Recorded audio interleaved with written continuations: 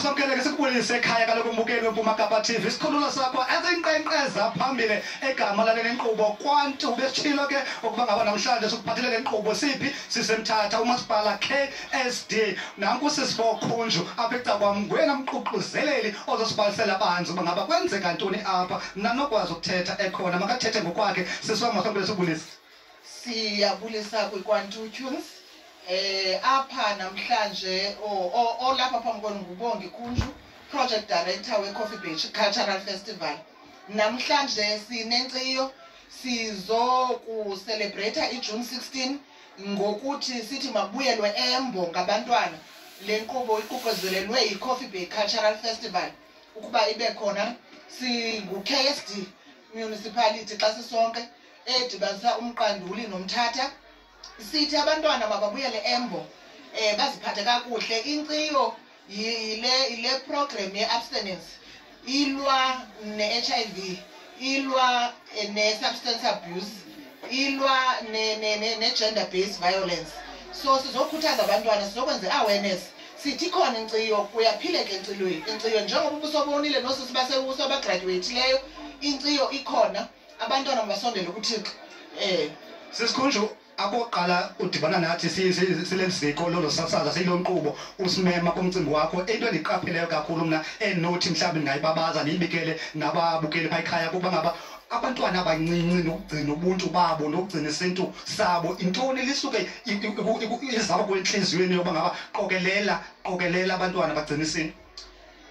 Into efika enhliziyweni yami ukuba silahlekile sisizwe esimnyama.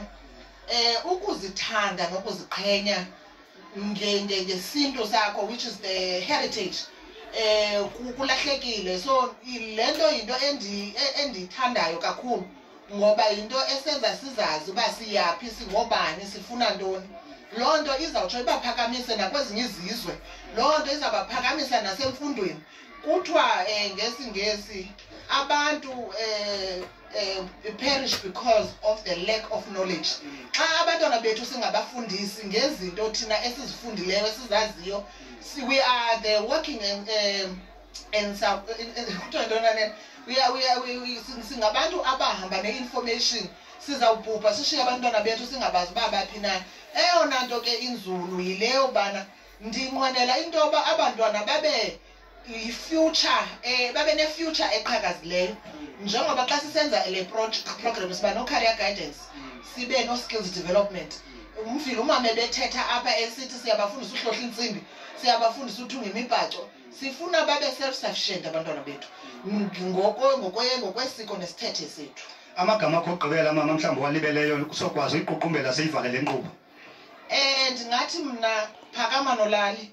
Njengoba iCoffee Bay Cultural Festival isislogan sayo, sinikeza amathuba kubantu abancinci abakhulele ezilalini nomama abasezilalini abangenazo ii-platforms, abangenayo information, ukuze bakwazi uba nabo baziwe, ukuze bakwazi nabo into yoba baphumelele.